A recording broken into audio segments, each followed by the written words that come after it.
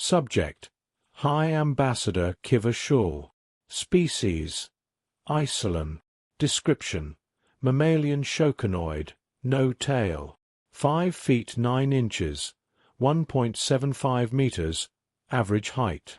180 pounds, 81.6 kilograms, average weight. 95-year life expectancy. Ship: RSV Tilalimo.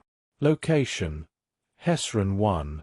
Greetings, representatives of the Republic and the United Systems. We are the Pwanti, the voice on the speaker said. We agree to your proposed first contact protocols. We will send a representative. Thank you, we look forward to your visit, I replied. The light for the comm went out, and I almost let out a sigh of relief, but held fast knowing that Havencroft would see it as a sign of weakness. I tried to steal a quick glance at the human ambassador, but it turned into a stare. He seemed to be a million light-years away, completely ignoring his surroundings. Something's wrong. Are you okay, Hav? Eugene? I asked. Yes, he answered. It's just. That went very smoothly. The first message you sent was text, correct? Yes, Shiphead Orova said. We used the translation kernels provided by the United Systems. What did it say? Greetings. We are representatives of the Republic and the United Systems, 2 galactic governing entities currently allied against the Omni-Union.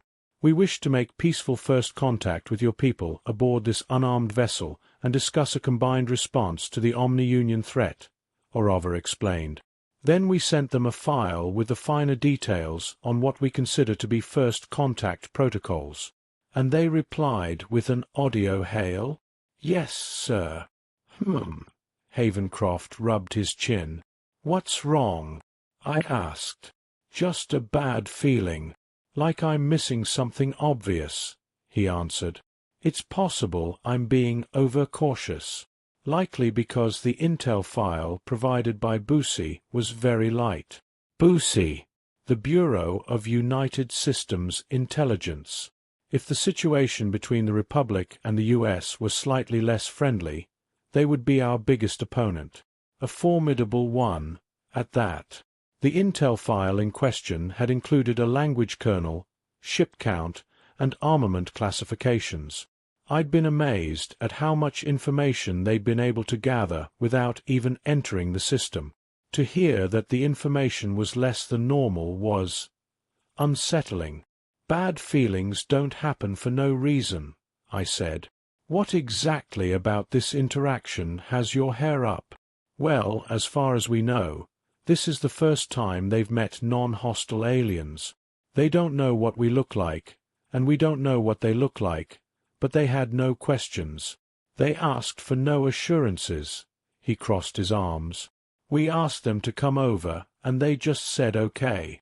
Maybe they're desperate, sir, Orova interjected. Perhaps. I had been relieved about how well the first contact had gone so far, but Havencroft's suspicions rang true. It had been too easy, too quick. They had controlled the conversation from the start, as if they had been expecting us. That doesn't necessarily mean they have anything nefarious planned, but it's alarming nonetheless. The U.S. policy of armed diplomats suddenly made a lot more sense to me. There's nothing we can do about it, I said after a few moments of silence. We are unarmed, and only have one path forward. True enough, Havencroft replied. All right, let's get to the meeting room. Yes, sir. Please, follow ship crew Gronus. She will guide you. Orova gestured at a Neurakari standing nearby. She snapped to attention and turned around for us to follow her. She led us from the bridge to the conference room nearest the airlock. We entered the room and sat at the table. I keyed in my identification to the terminal on the table and got to work pulling up the treaties. Havencroft was still deep in thought. Satisfied that I had everything completed, I turned to the human. Once again, he was holding his chin and staring into the middle distance. I opened my mouth to speak to him just as the door opened and a breathless Gronus appeared. "Tech, the representative is a machine. I ran ahead to warn you," she said. "Are they attacking?"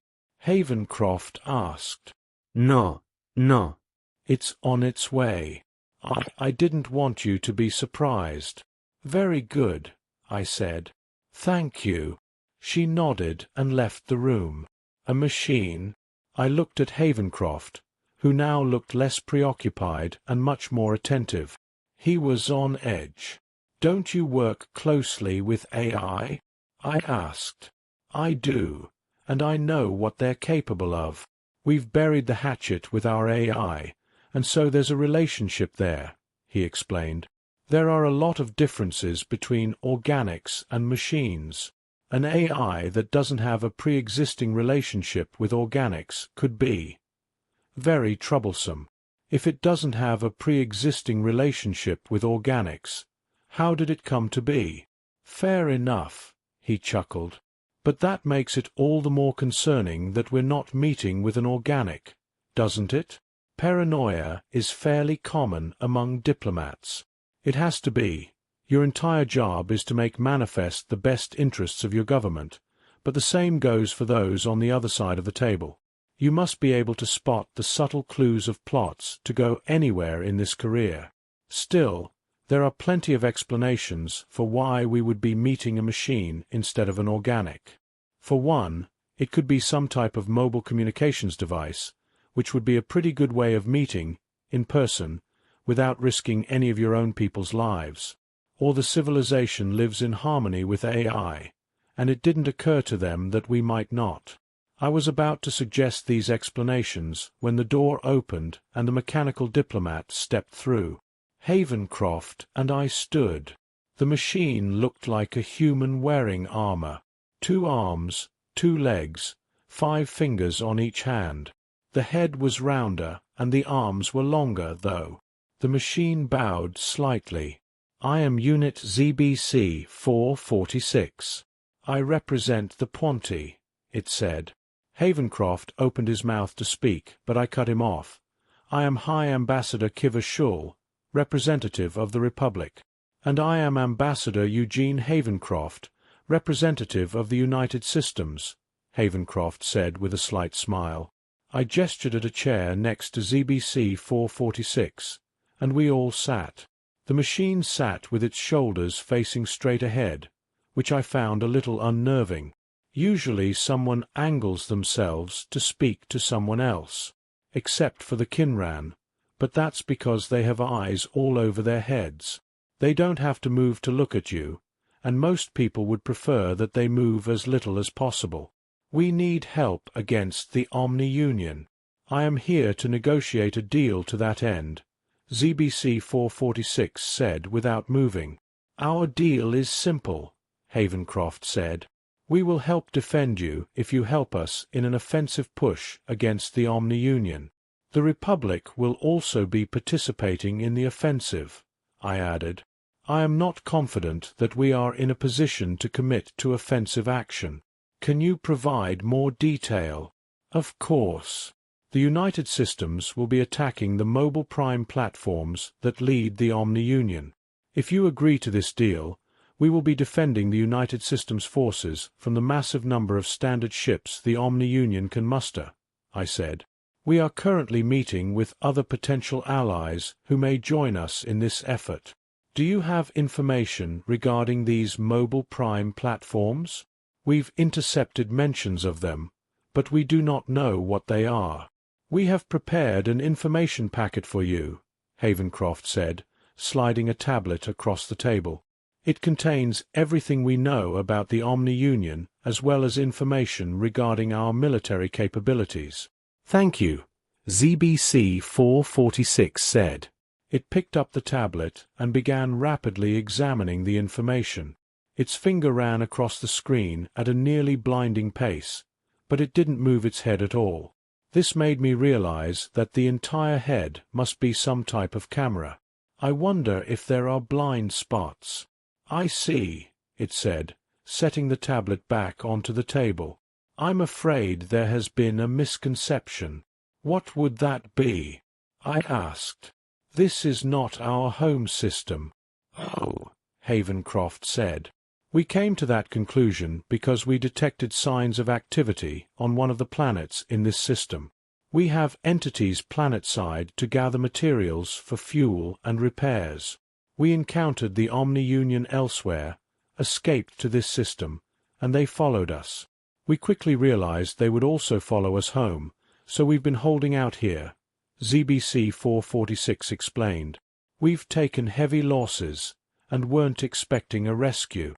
This 7th Fleet could defend us, but at our current strength it would be an overall useless effort to your offensive if we're unable to resupply.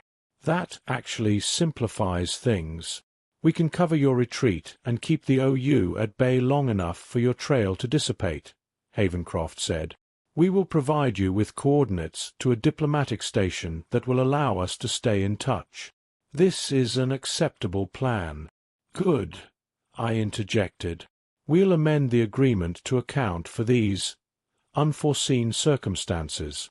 Yes, but before we get to signing anything I have a few questions, Havencroft said. ZBC 446. Are you an artificial intelligence or a remotely operated drone? Neither. What do you mean?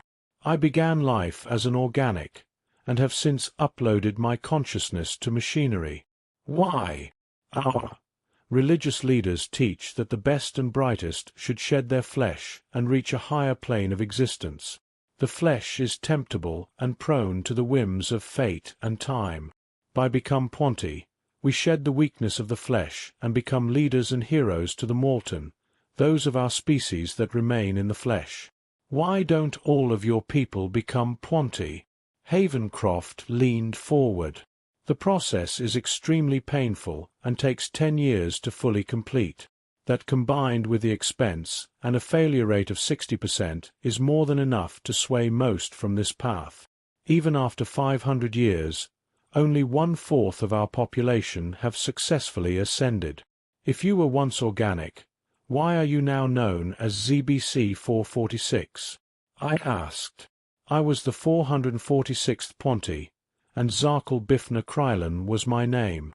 Later models have more efficient designations, but I prefer my legacy designation. One last question.